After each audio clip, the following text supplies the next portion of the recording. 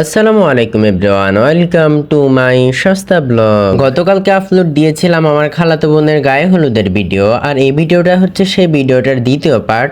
এটা হচ্ছে বিয়ের ভিডিও। বিয়ের দিন সকালবেলা ঘুম থেকে উঠে নাস্তা করে আমরা তাদের এলাকাটা দেখার জন্য হাঁটতে বের হয়ে যাই। তারপর দোকানে গিয়ে হালকা নাস্তা হিসেবে খাই চিপস আর মোজো। সেখান থেকে বাসায় ব্যাক করে গোসল করে আমরা পরিপাটি হয়ে নিই বিয়ের অনুষ্ঠানের জন্য। তারপর রান্নার স্থানে গিয়ে দেখলাম যে সব খাবার রান্না করা হয়ে গেছে। সেখান থেকে ছাদে গিয়ে দেখলাম যে মেহমানদেরকে আপ্যায়ন করার জন্য চেয়ার টেবিল সব সাজিয়ে রাখা হচ্ছে। সময় স্বল্পতার কারণে যেহেতু আলাদা করে কোনো গেট সাজানো হয়নি, তাই আমরা বিল্ডিং এর সামনে লো বাজেটের একটা গেট সাজিয়ে পেলি। আমাদের গেট সাজানো সবকিছু হয়ে গেলে আমাদের আরেক গ্রুপের মেয়েরা চলে আসে প্রস্তুত করা প্লেটে খাবার খাওয়ার জন্য।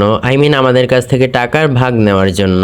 ভাই, তারা দুলারে পাম দেওয়ার জন্য ছোট্ট লিফলেটে যেই লেখা লিখছে দুলা কি পড়বে আমি নিজেই তো বইটা গেছি। এখানে গেট সাজিয়ে পিতা টানিয়ে সবাই দুলার জন্য অপেক্ষা করতেছিল। আর এখানে দুলা এসে রাস্তায় দাঁড়িয়ে দাঁড়িয়ে তার বন্ধুদের সাথে ফটোশুট করতেছিল। সেই বেচারাও কি আর করবে, বিয়ে তো জীবনে একটাই। ফটোশুট শেষে দুলাকে হাত ধরে বাচ্চা পোলার পানের মতো নিয়ে আসতেছিল, আর আমি হতবাগা দাঁড়িয়ে দাঁড়িয়ে ভিডিও করতেছিলাম। দুলা গেটের সামনে উপস্থিত হওয়ার পর তার গলায় মালা পরিয়ে হাতে কেচি ধরিয়ে দেওয়া হয় কাটাকাটি করার জন্য। আপনারা আবার অন্য কিছু কাটার কথা ভাইবেন না, আমি কিন্তু পিতা কাটার কথা বলছি। মালা পরানোর পর শুরু হয় কোরআন তেলাওয়াত।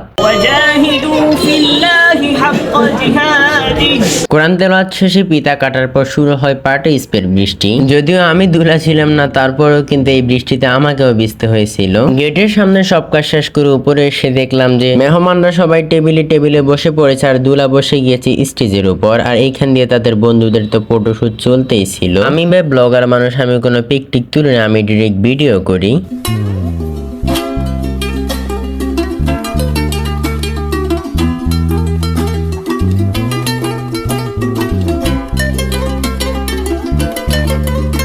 বিয়ে পড়ানোর কাজ সম্পূর্ণ হলে আমরা সবাই ব্যস্ত হয়ে পড়ি নিজ নিজ দায়িত্বে। আমাদের কাজ ছিল খাবার পরিবেশন করা, আর আমি যেহেতু ব্লগার তাই ভাই আমি এই কাজের ফাঁকে ফাঁকেও আমাকে আমার ব্লগের জন্য ভিডিও করতে হয়েছিল। উপরের সবার খাবার পরিবেশন শেষে আসে বড় পাত দুলার খাবার পরিবেশনের পালা। সেটাও আমাদেরকেই পরিবেশন করতে হয়েছিল, কারণ সেখানে উপস্থিত ছিলাম আমরা দুলাভাইয়ের 3 শালা। দুলাভাইয়ের খাবার পরিবেশন শেষে আসে আমাদের খাবারের পালা, তাই আমরা 6 না ভেবে বসে পড়ি খাওয়ার জন্য। আমি ভাই তেমন কিছু খেতে না পারলো, আমার পাশের 2 খাতক আমার প্লেটের উপর দিয়ে টানাটানি করে বেশ ভালোই খাইছে। সবকিছুর শেষে আসে খালাতো বোনকে বিদায় দেওয়ার পালা, আর এই বিদায় দেওয়ার মুহূর্তটা সত্যি অনেক কষ্টকর ছিল, কারণ এই মুহূর্তটা একটা মেয়েকে তার বাবার বাড়ির মেয়ে থেকে মেহমান বানিয়ে দেয়। যদিও এটা কষ্টকর, তারপরও বাস্তবতা তো মেনে নিতেই হবে। ধন্যবাদ এভরিওয়ান এতক্ষণ পর্যন্ত আমার আজাইরা বকবক শোনার জন্য। আজকের জন্য আল্লাহ হাফিজ।